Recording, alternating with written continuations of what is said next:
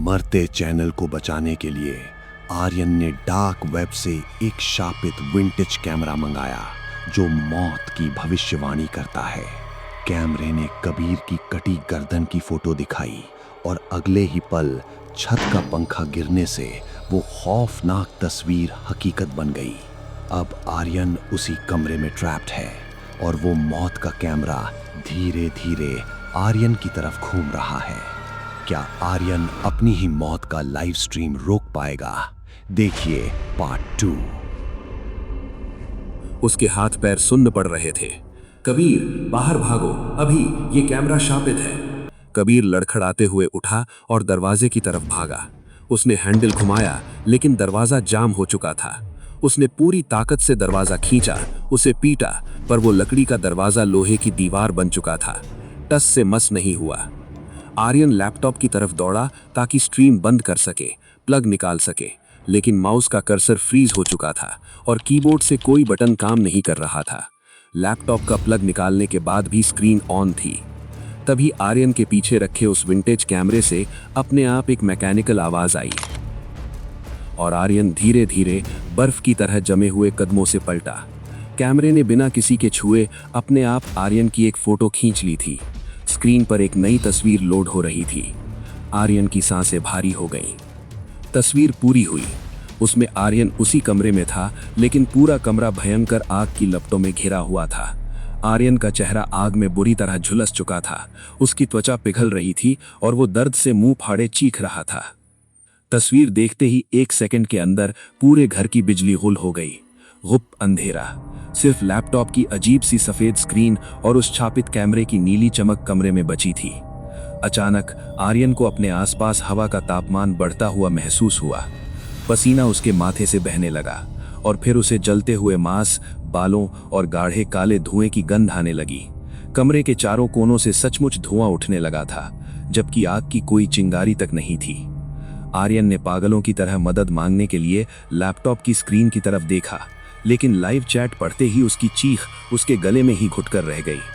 जो 1 लाख से ज्यादा व्यूअर्स थे, उनकी प्रोफाइल पिक्चर्स गायब हो चुकी थीं। उनके नाम किसी इंसान के नहीं बल्कि उल्टे सीधे प्रतीकों में बदल चुके थे। चैट बॉक्स में अब इंसानी भाषा नहीं बल्कि लाल रंग में खौफनाक मैसेज आ रहे थे।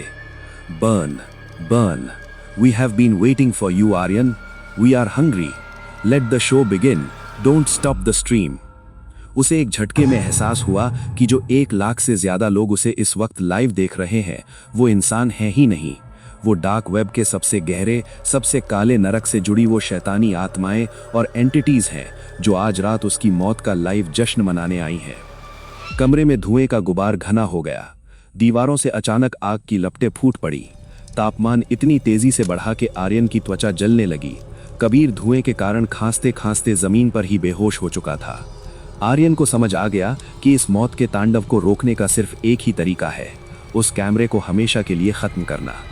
उसने पास ही रखा अपनी रिंग लाइट का भारी लोहे का स्टैंड उठाया और एक खूंखार जानवर की तरह कैमरे पर टूट पड़ा।